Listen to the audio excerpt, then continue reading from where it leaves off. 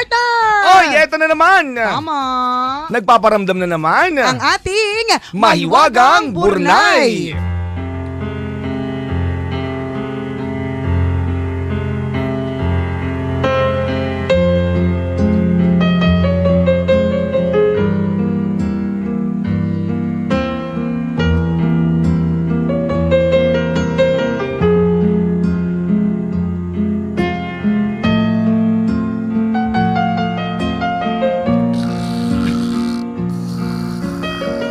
Nakatulog eh, no? Nagsasampay pa po si Nicole, wait Tama. lang po. Labang ko kasi panty ko kahapon. Sampay ko lang. Basta tumutulo kasi kanina pa. Proud naman ako isampay. Bago kasi. Yung mga panty butas doon kami doon sa likod. Nagagalit ako pag nabawa yung mga panty. Tapos Alam mo, dapat hindi maganda. sa bahay ng mga Pinoy, no? Ganun talaga. Hindi maganda yung panty. Sasabihin ko, huy, bakit nandyan yan? Doon mo sa likod. Pero pag maganda, may mga lace, may Ayan. ribbon, okay lang. O, eto na partner. Bago na ba kasi?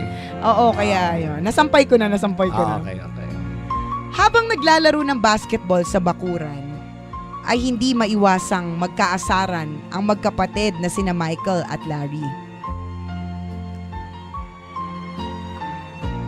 Wait lang, nalaglag yung sinampay. Pinulot ko lang. Teka. Ala, ilalabang ko na uli. Buti na lang ang Nagkaputik gamit tuloy. ko Pride Barretta with stain away formula. Ang Oh, dami kasing stain. At least hindi ako Alam kusot na, ng Bis. kusot. Buti Hindi- na lang may Oo. Pride Barretta, no? Hindi ako kusot ng kusot, partner. Kasi madaling tanggal ng dumitman siya pag Pride Barretta ang gamit. At saka kahit sandamakmak na panty yung laban mo, partner. Correct! Okay lang, makakatipid ka pa rin kasi ang tagal matunaw ng bareta. Yan ang gamit namin, Pride Barretta with stain away formula.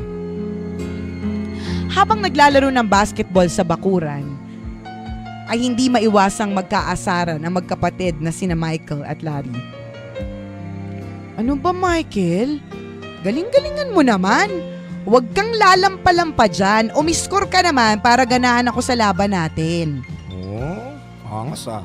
Matapos marinig ang sinabi ng kanyang kuya Larry, ay nagpasya si Michael na ihinto na ang paglalaro. Ayoko na, kuya. Tinatamad na talaga ako maglaro. Hindi naman ako mananalo sa'yo dahil mas matangkad ka sa akin. Maglaro ka na lang dyan, mag-isa mo. Pikon. Habang lumalaki ay madalas na ikumpara ni Michael ang sarili sa kanyang kuya Larry. Mas matangkad nga naman ito sa kanya at di hamak na magaling talaga sa paglalaro ng basketball. Dahil dito ay binaling na lang ni Michael ang sarili sa tila mas paborito niyang sports, ang baseball. Subalit ng unti-unting magkaedad, ay biglang naungusan ni Michael ang katangkaran ng kanyang kuya Larry. Tuwang-tuwa siya dahil iniisip niya na sa pagkakataong ito ay malaki na ang tsansa niyang manalo sa basketball. Nakahabol lang tangkad Oo. ah. Pero hindi naman lahat ng matangkad magaling sa basketball. Asawa ko kaya Bano. Iba kasi interest ng asawa Oo, mo. volleyball siya. Nung nakita ko siya, akala ko, di ba, parang automatic pag matangkad basketball Oo. agad. Partner, hindi marunong. Pero volleyball. Wala sa interest wala niya yung sa interest mag-shoot ang- ng basketball. Wala. Ay, ng ball. Wala. Volleyball. Varsity Oh. siya. Pero hindi naman kasi automatic na pagka matangkad ka basketball agad. Oo nga naman. Pero ba't tatamang niya? Alam niyo yung gusto ni Michael. Iba daw naman yung interest niya. Subalit yun nga, nang unti-unting magkaedad, biglang naungusan ni Michael ang katangkaran ng kanyang kuya Larry. Tuwang-tuwa siya dahil iniisip niya na sa pagkakataong ito ay malaki na ang tsansa niyang manalo sa basketball. Muling naglaban ang magkapatid. At gaya ng dati, nagwagi pa rin si Larry kontra kay Michael. Yan, So, sabi tampo sa na inyo, naman si yan, Michael. yan. Tampo na naman. Sabi sa'yo, hindi lahat sa height yan eh. Pero bagamat natalo, ay hindi sumuko si Michael. At sa halip, ay mas lalong nagustuhan ang paglalaro ng basketball. Minsan nga ay nabalitaan niya na naghahanap ng player sa isang liga sa kanyang eskwelahan. Sabik na mag-try out si Michael. Sa kasamaang palad, natanggap siya sa cheering squad. Siyempre joke lang yan. Sabik siya na mag-try out. Pero sa kasamaang palad, may isang pang player na mas matangkad sa kanya. At yun ang siyang napili na makasali sa team. Si Leroy, na kanyang seatmate, ang pinalad na makasama sa liga. Oh. Nalungkot si Michael.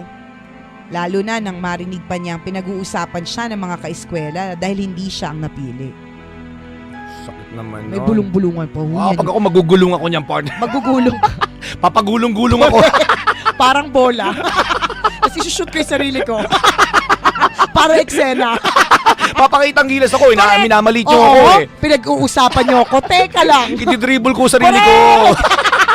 Sino makakagawa niyan? Kaya ka di napipili eh.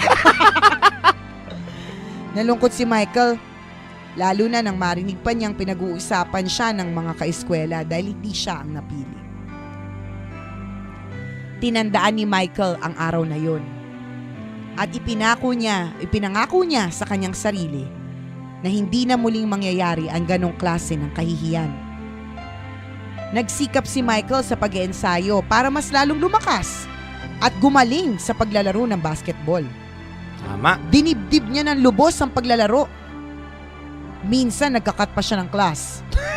Huwag po Huwag naman natin ganun. tularan. Wag naman ganun, wala ng cutting classes. Oh, walang ganun.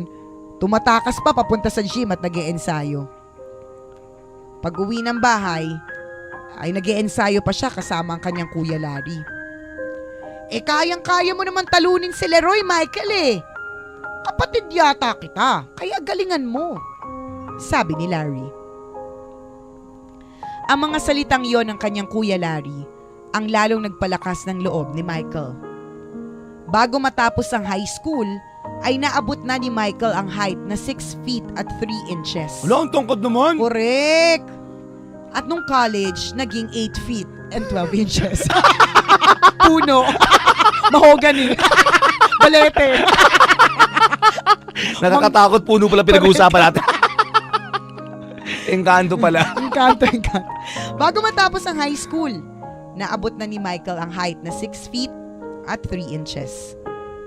Doon na nabuksan ang pinto ng pagkakataon para kay Michael. Isang offer ang natanggap niya mula sa University of North Carolina.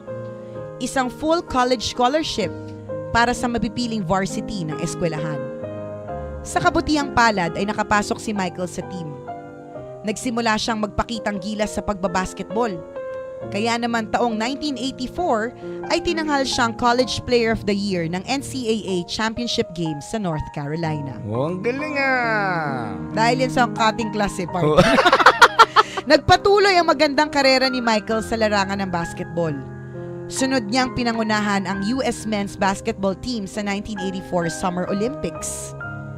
Matapos ng ligang ito, ay lalo pang lumawak ang mga pangarap ni Michael. Sunod niyang hinangad ang makapasok sa liga na pinapangarap ng maraming manlalaro, ang NBA. At hindi nga nabigo si Michael. October 26, 1984, sumalang siya sa kanyang unang laro sa NBA sa ilalim ng Chicago Bulls bilang si MJ o mas kilala bilang Michael Jordan. Kahit nabaguhan pa lang, buong tapang na ipinamalas ni Michael Jordan ang kanyang natatanging galing. Siya ang nakapag-uwi ng tropeyo bilang Rookie of the Year na may score average na 28.2 points per game. Okay ba yun? Wala ko alam sa basketball. Okay. Ayos yan, ayos. Yun na ang simula ng pagbuhos ng mga karangalan sa buhay ni Michael Jordan sa kanyang NBA career. Tumanggap siya ng 5 MVP awards, 10 All-NBA First Team designations, 9 na All-Defensive First Team honors, 14 na NBA All-Star Game appearances, 3 All-Star Game MVP awards, 10 scoring titles, Ikaw na, 3 sige, steals ikaw na talaga. 6 na NBA Finals MVP awards at ang NBA Defensive Player of the Year award noong 1988. Panis pala yung mga awards natin 2009, Gawad Talinglaw. 2010, Gandingan. Wala mo na tayo dito kay Michael Ang dami hakot award naman to Di ba? Si Michael Jordan din ang may hawak ng NBA records for highest career regular season scoring average na 30.12 points per game at ang highest career playoff scoring average na may 33.45 points per game. Ganon! Wala pa ni slot ng award niyo! Taong 1999 Ilang naman. pages ba yung award niya? 65, wait ka lang. Matatapos din to. Taong 1999 naman, nang tanghalin siya bilang North American Athlete of the 20th Century ng ESPN. Bukod sa mga karangalang ito, ay nakilala din si Michael Jordan sa napakaraming product endorsements. Lumabas din siya sa isang animated film na Space Jam noong 1996. Alam natin yan! Tama. Diba? Nobody. Ano yung line ni Lola Bunny? Nobody messes with a bunny. Oh. Lola Bunny. Space Jam Hindi ko alam Space eh. Jam. Okay. Nasa province ka pa nun. Oo nga. Wala Wala pa. Walang English. Mahal ang reto ng Betamax, ano ka ba? Kaya hindi mo napanood yung Space Jam. Uy, sikat na sikat yung Space Nagka-Betamax Jam. na wala na yung, nagka-Betamax kami yung bala, pero uso na VHS. Hindi rin na-play. Hanapan kita, partner. Pwede mo i-search sa YouTube. Sa gitna ng mga tagumpay na ito, ay hindi pa rin tinantana ng mga pagsubok ang buhay ni Michael. October 6, 1993, isang trahedya ang nagpatahimik sa maingay na karera ni Michael.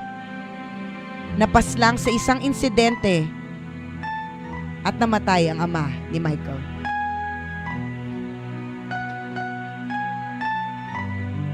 Ang pagkamatay ng ama talagang dinibdib ni Michael, lalo pat idinadawit sa krimen ang umano'y pagkakalulong ni Michael sa pagsusugal.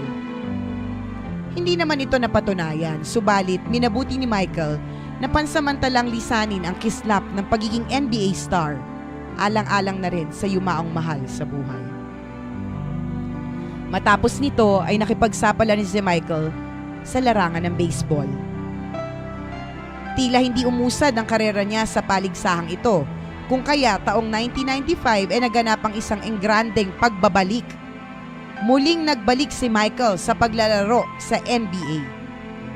At bumilang pa ng mahigit na 4 na taon ang muling pamamayagpag ni Michael bilang NBA star. Sa ngayon ay hawak ni Michael Jordan ang ownership sa Team Hornets ng NBA.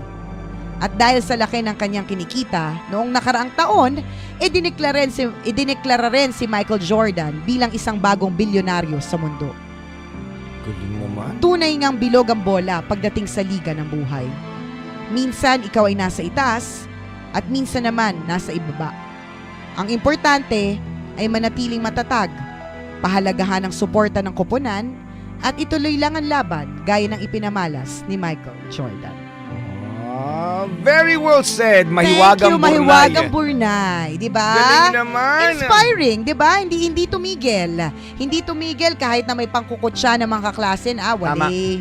Diba, hindi mo kaya yan. Oo. Wala ka pala sa akin. Panis Wala ka ka pala eh. Hindi ka naman pala makapipili sa liga natin eh. Diba, ilang beses siyang hindi napili. Correct. Ilang beses siyang na-reject Tama. sa mga pagkakataon na gustong-gusto niya makalaro. Pero hindi niya hinayaan na yung rejection na yon pumigil sa kanyang pangarap. Totoo. Alam mo ba, partner, na ang mahal-mahal ng Jordans? Sipi mo yun, no? Kapag kalimbawa, ako nga, partner, dahil bilang di naman ako mahilig sa basketball, nung nagkaroon ng Jordans yung anak ko, parang lahat ng mga tao, Jordans! Tapos sabi ko, bakit? Hindi ko naintindihan. Hindi ko na-get. So, kahit ang sikip-sikip na partner, pinasusuot ko pa rin. Jordans daw eh. Isipin mo yun, ang sa akin lang. Ang laki ng influence. Ang laki ng influence. Pag naka-Jordan, mas mahal pa yung Jordan sa Lebron? Sorry pag may mga fans na yun, wala akong... Nung pumunta ako, nanood ako ng NBA sa LA, yung sikat doon nung time na yun na naglalaro si Griffin. Okay. Pinost ko pa din, Griffin is love. Pero sa totoo, hindi ko siya kalala. Baliw ka talaga. Oo nga! Sabi ko doon, Griffin is love. Tapos may ticket ako na picture ni NBA. Griffin. Oo. Tapos naka-t-shirt ako ng, ano ba yun? Nakalimutan ko na yung team eh. Pero sorry ka talaga, Griffin is love. Here at the, saan na nga yun? Staples Center. Oh, yeah. Oo. Kasi may Griffin iba- is love. Pero di ko, Sabay suot mong t-shirt, iba? Liga sa barangay nyo. the Love Radio jersey. And anyways, babalik tayo. Ganun lang katindi yung influence niya. Sino mag-aakala? At Diba? diba recently, dineclare na bagong billionaire. Kasi kahit na wala na siya sa kanyang karera bilang Michael Jordan, kumikita pa rin yung mga Jordans niya. Jordan 1 to 7, Jordan, ewan ko, 2.9. Wala ko alam eh. Isipin mo, Oo. doon mo lang marirealize talaga, partner, na lahat tayo may kanya-kanyang success stories, At no? lahat tayo may kanya-kanyang kapalaran. Kanya-kanyang pinagdadaanan. Kaya kung iniisip mo na yung buhay mo hanggang dyan na lang, tas ito na lang yung gagalawan mo, hindi na ito magbabago kahit kailan, nagkakamali ka. Correct. Kagaya ng sinasabi sa kwento, umiikot lagi ang bola. Correct. 'Di ba? Hindi Diba? lagi nasa ilalim, hindi lagi nasa ibabaw. Umiikot-ikot yan. Umiikot-ikot 'yan. Malay mo. Hintayin mo lang yung turn mo. 'Di ba? Sabi nga natin, if you are having fun, if you are having the time of your life, 'Di ba? enjoyin mo yan. Correct. Kasi iikot din ang mundo, it will not last forever. Ganun din, kapag ka malungkot ka at meron kang pinagdadaanan, huwag ka mag-alala because it will also not last forever. Tama. Kailangan Griffin, lang. Griffin is love. Post ko mamaya. Yan mo, throwback mo. Throwback ko mamaya. Kahit last year lang yon. Griffin is love. Hindi ko na makalala si Griffin. Nakakatawa rin ako, yung salitang determination talaga sa isang tao. Correct. Hindi dapat mawawala yan. Tama. Lahat tayo makakatanggap ng rejection, pangungutya ng ibang tao. Correct. Pero kung may determination ka na matupad ang gusto mo sa buhay, Walang sino man. ang pwedeng pumigil sa hangarin na yan. Tsaka naniniwala ako sa blueprint. Sinabi Totoo. na natin yan na ano man yung Ang nakatadhana, talagang mangyayari. tama. May reason ang lahat. Correct. So Thank go, you. go for the gold, Gabisyo. Huwag Salamat. kang titigil kahit may nangaaway sa'yo. Correct. Salamat muli sa isa na namang napakagandang kwento hatid sa atin ng Mahiwagang Burnay. Ang mga kwento po ng Mahiwagang Burnay ay mababasa nyo po sa aming Facebook fan page. I-search nyo lang po, Tambalan! Like na like, share ng share. Maraming salamat sa lahat ng mga kabisya natin. Patuloy tayo na antabayan ng sinusuportahan at minamahal. Para sa lahat ng mga nandito sa Metro Manila hanggang alas 12 po tayo ng tanghali magkakasama-sama. At magkakasama-sama din tayo via live streaming loveradio.com.ph. Si Odessa Eugenio nakatutok sa atin. Nag-i-invite siya Japan daw tayo, partner. Alam na din. Isa siya sa mga producers Oo ng nga. mga nagpe-perform sa Japan. Sige. Sige. Tour tayo dyan. Oo nga. Tour muna bago work. Charot. Hi, Odessa Eugenio. Hello, Good Tito morning. Odessa. Thank you for tuning in. Buong Chwaila. Japan ba yun? Alirikong Choyla. Ang chuchiket? Buchikik. Japan ba yun? Ekeke. Ala, baka hindi tayo bigyan ng visa. O siya mga kabisyo. Ano daw? Sige na. Gutom lang to. Eto ang tambalan ng isang balasubas. At ng isang balahura ako po si Nicole Leala. At ako naman si Cambio King Chris Chuper. Na nagsasabing, Walang matatag na relasyon sa malanding may determinasyon. Yun!